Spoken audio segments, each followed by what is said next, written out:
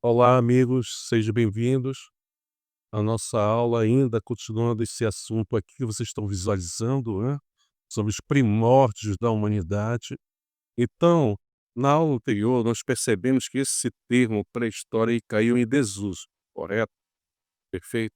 Então, pode vir que possa ser que venha esse termo aqui, pré-escrita, ou seja, a história humana antes da invenção da escrita. Perfeito? Mas como esse termo ele é muito tradicional, já muito consolidado, desde do século XIX, então possa ser que seja reempregado esse termo aqui, tá? Esse conceito. Então tá, essa fase dos primórdios da humanidade a gente divide em 3 etapas, correto? Paleolítico, mesolítico e neolítico. Mas eu resolvi trabalhar apenas com esses 2 conceitos aqui, né, esses 2 termos. O paleolítico, que chama-se pedra lascada, e o neolítico, que é a fase da pedra polida. Entendido até aí, né? Perfeito? Aí, então tá, vamos lá. O paleolítico vai ser o período mais longo da história humana, e vai de 4 milhões a 10 mil anos antes de Cristo, também denominado de pedra lascada. Ou seja, por que pedra lascada?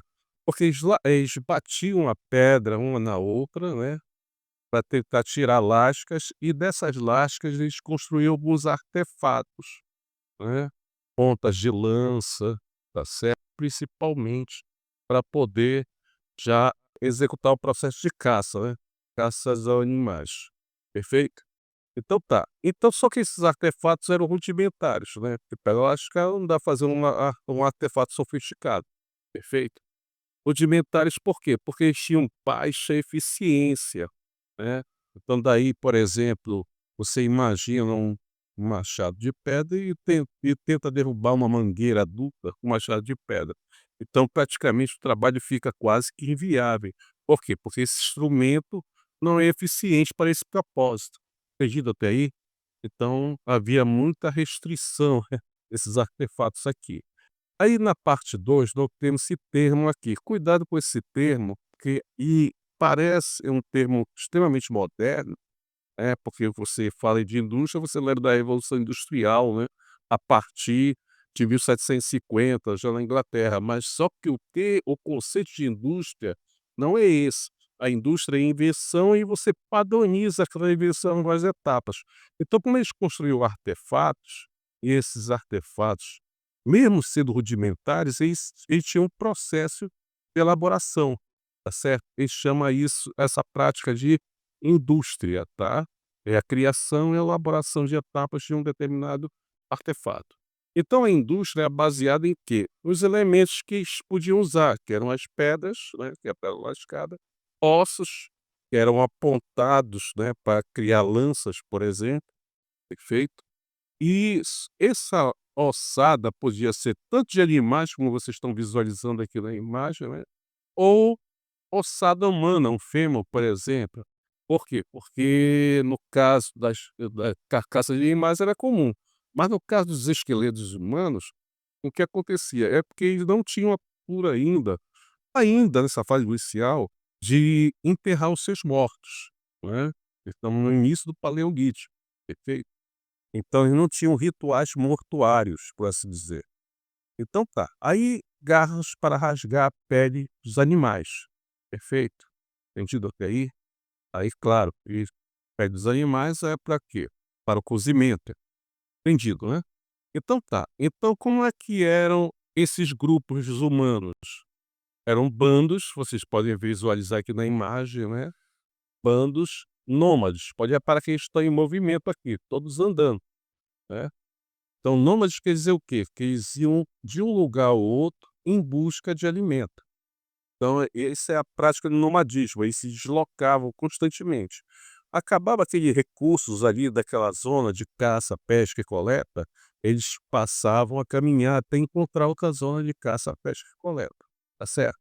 Então são bandos nômades. Mais ou menos de quanto? Na proporção entre 20 e 50 pessoas, não passava além disso. Por quê?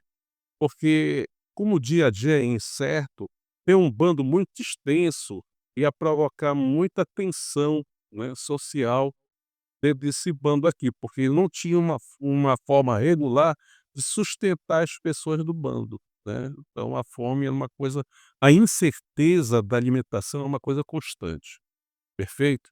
Pode visualizar aqui na imagem, né, correto? Então nós temos o quê? Assim, bando de caçadores-coletores, né.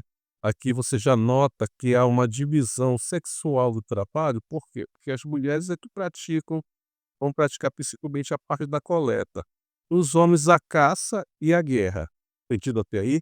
Então essa sociedade, para poder sobreviver, ela era coletivista. O que é o coletivismo? No caso desses bandos aqui, nômades caçadores, tudo aquilo que era obtido em termos de alimentos, né, feito, tudo aquilo que era obtido em termos de alimentos, era partilhado de forma mais ou menos proporcional com as necessidades do bando, correto?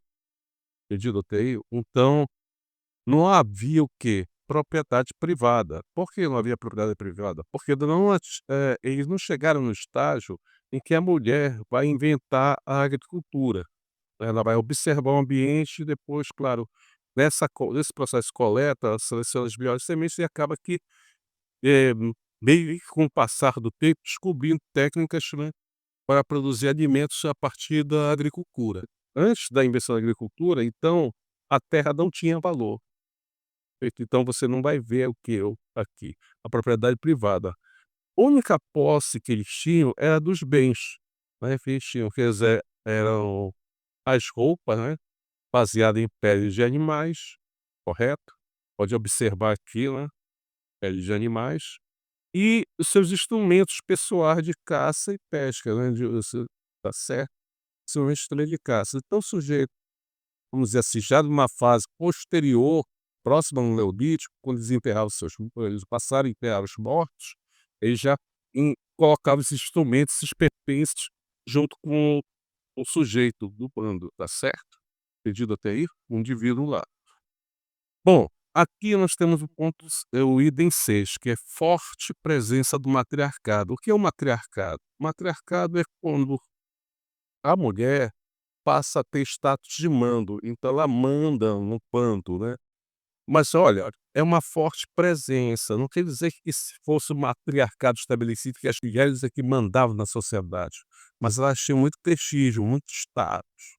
Por quê? Porque a gente vai ver a parte aqui do item 8 das esculturas que a gente vai discutir mais à frente aqui.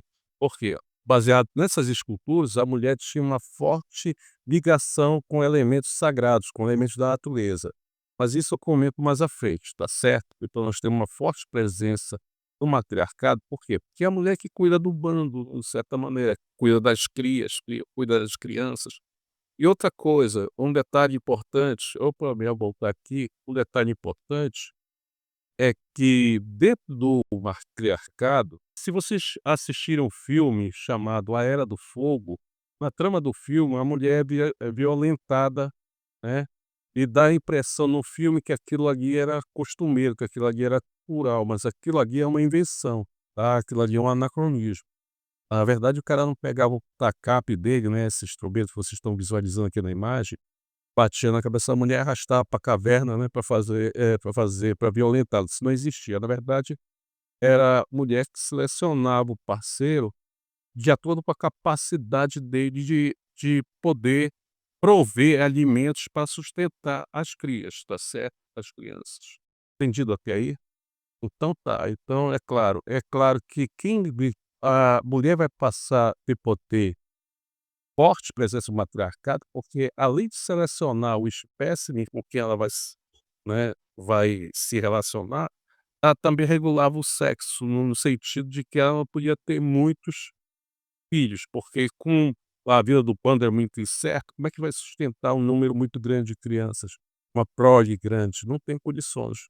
Entendido até aí? Então essas sociedades coletivistas aqui, então elas apresentam evidências de forte presença do matriarcado, perfeito?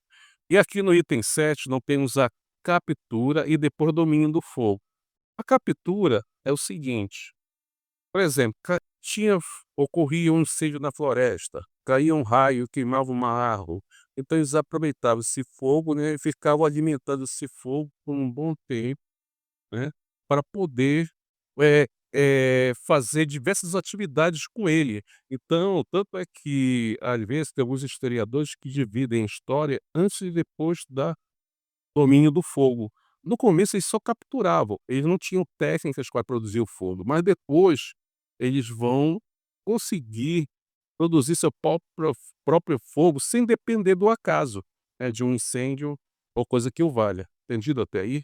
Aí o fogo ele é essencial, ele é primordial, ele é fundamental para a expansão e para a evolução humana aqui, né, desses bandos. Por quê?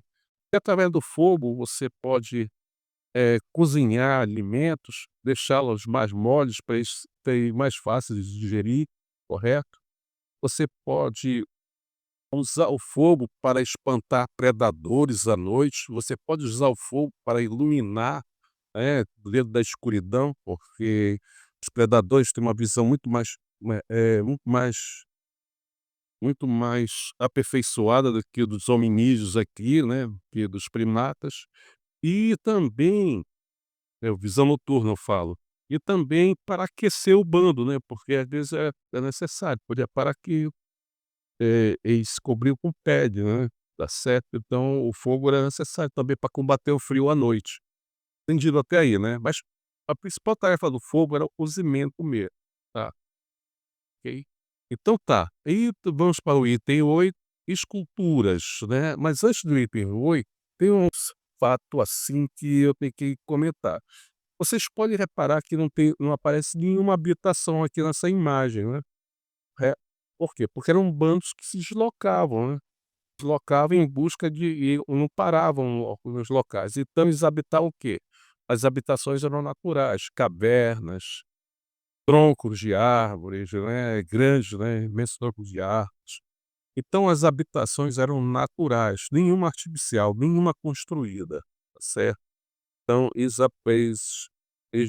aproveitavam aquilo que a natureza dispunha, principalmente as cavernas. É por isso que a gente chama esse período aqui de tempo das cavernas. É, tá certo, entendido. Vamos lá. Aí, por último, nós temos aqui essa parte, o item 8, que são as esculturas. Esculturas e pinturas. Bom, as pinturas são pinturas rupestres, são pinturas feitas na parede da caverna, correto? Onde o sujeito que pintava, geralmente ele pintava animais, e colocava uma cena dele caçando aqueles animais e concluindo a caça, né, abatendo aqueles animais, tá entendendo? Isso é uma forma de religiosidade primitiva. Ele prendia o animal magicamente, claro, isso no imaginário dele, prendia o animal magicamente e depois, né, no outro dia ele talvez isso servisse como estímulo, né, servisse de fetiche, né, para ele poder concluir a caça dele e ser bem-sucedido com isso, entendeu?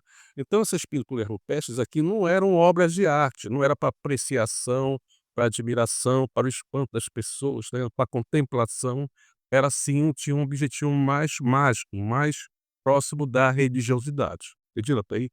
Já as esculturas, né, nós temos que ver quem que surgiu primeiro, a escultura ou a pintura rupestre?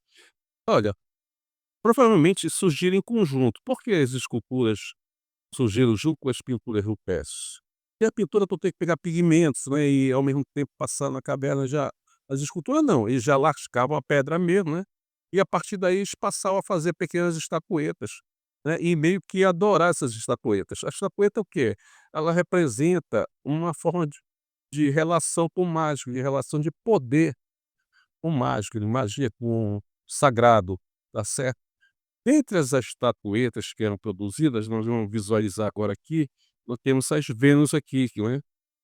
Vênus é a deusa do amor, né, se é Afrodite também, mas, foi chamada de Vênus de forma anacrônica, né, mas na verdade a Vênus só vai surgir já na mitologia grega. Então o termo foi empregado para 17 mulheres, né, que tinham alta capacidade de fertilidade. Olha só, tanto é que vocês podem reparar que as partes que são ressaltadas, elas não têm rosto praticamente, né, e as partes que são ressaltadas são as partes íntimas, né, que são mais destacadas. que são voltadas para a fertilidade. Então, a fertilidade está muito associada ao quê? À mãe natureza, né, que a mãe natureza provê os alimentos para as pessoas, né, e por isso a mãe natureza é considerada sagrado. E essa capacidade da mulher de gerar vida faz com que ela também seja considerada sagrada nesses bandos, né. Aqui nós temos aqui a Vênus de Lolcel, né, eu não lembro onde é que se localiza, mas, essas estatuetas, elas apareceram tanto na África, como na Ásia, né, e também na África, na Ásia e na Europa principalmente, e até na Austrália, né, Oceania, né. Então por isso que a gente vai ver vários tipos de estatuetas, né, era justamente a valorização da natureza, perfeito? Então por isso que a gente afirma aqui que havia forte evidência da presença do matriarcado, onde a mulher tinha prestígio e status nesse bando, nesses bandos de caçadores-coletores aqui, perfeito? E com isso a gente finaliza a nossa aula aqui, ok? Obrigado pela paciência e resignação, tá, gente? Bom descanso a vocês, até a próxima.